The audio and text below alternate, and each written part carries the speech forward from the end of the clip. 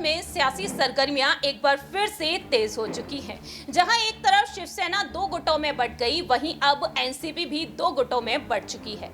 ऐसे में देखा जाए तो एनसीपी को मजबूत बनाने के लिए एनसीपी प्रमुख शरद पवार डंके की चोट पर कई बड़े ऐलान कर रहे हैं और वह साफ तौर पर कहते हुए नजर आ रहे हैं कि वह एक वक्त का खाना खाएंगे और एनसीपी को एक बार फिर से पहले की तरह ही मजबूत बनाएंगे। दूसरी ही तरफ देखा जाए तो उप मुख्यमंत्री अजीत पवार एनसीपी को अपना कहते हुए दिखाई दे रहे हैं कि एनसीपी उनकी है। ऐसे में शरद पवार जनता के बीच उतर आए हैं और वह लगातार ऐलान कर रहे हैं। साफ तौर पर कहना रहा है उनका अब बागी विधायकों को लेकर और बागी विधायकों को वह हिदायत देते हुए भी नजर आ रहे हैं। नमस्कार, मैं प्रांशु राठौर और आप देख रहे हैं नेक्स्ट 9 न्यूज।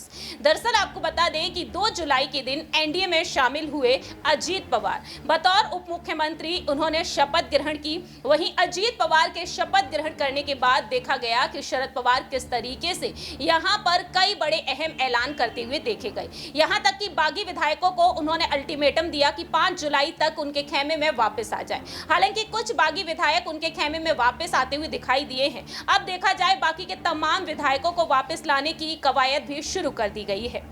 दरअसल आपको बता दें कि हाल ही में बीते शनिवार को शरद पवार नासिक के जिले येओला पहुंचे और यहां पर उन्होंने डंके की चोट पर अपनी बात रखी। ये विधानसभा क्षेत्र है बागी विधायक छगन भुजबल का, जहां पर उन्होंने अपनी बात रखी। उनका कहना साफ तौर पर रहा कि अगर बागी नेता अपने फैसले पर विचार करते हैं तो उनके पास लौटना चाहते हैं तो उन्हें कोई समस्या नहीं। इतना ही नहीं, उन्होंने छगन भुजबल को विधायक बनाने के लिए भी लोगों से माफी मांगी। दूसरी ही तरफ महाराष्ट्र विधानसभा के स्पीकर राहुल नार्वेकर ने शनिवार को शिवसेना के दोनों गुटों के विधायकों को नोटिस भी जारी किया। ऐसे में देखा जाए तो यहाँ पर शरद पवार भी बागी विधायकों को अल्टीमेटम देते हुए दिखाई दिए हैं। एक रैली में शरद पवार ने कहा, ये रैली किसी पर कोई आरोप लगाने के बारे में नहीं, मैं यहाँ आप सभी से माफी मांगने आया हूँ। मुझे गलत फैसला लेने का अफसोस है। आपने मुझ पर भरोसा किया और मेरी पार्टी को वोट दिया, लेकिन मेरा फैसला गलत निकला, इसलिए ये मेरा कर्तव्य है। अगली बार जब मैं यहाँ आऊं तो आपसे माफी मांगू। वादा करता हूं कि मैं ये गलती नहीं दोहराऊंगा। दूसरी ही तरफ उन्होंने अजीत पवार पर भी पलटवार किया और उनका कहना रहा कि वह किसी के खिलाफ निजी टिप्पणी करने के खिलाफ है।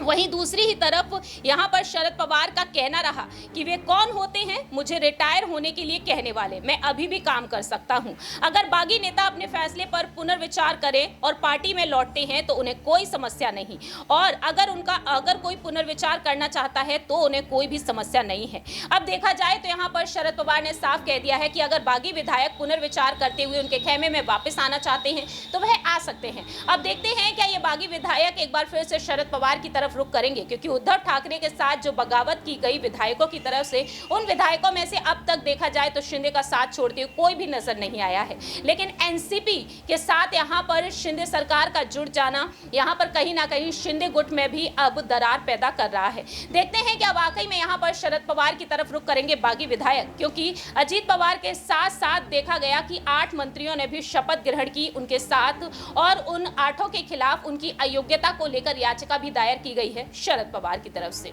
देखते हैं कि ये बागी विधायक एक बार फिर से वापस लौटते हैं या फिर नहीं। इस खास रिपोर्ट में इतना ही। बाकी की तमाम अपडेट्स के लिए देखते रहिए नेक्स्ट 9 न्यूज।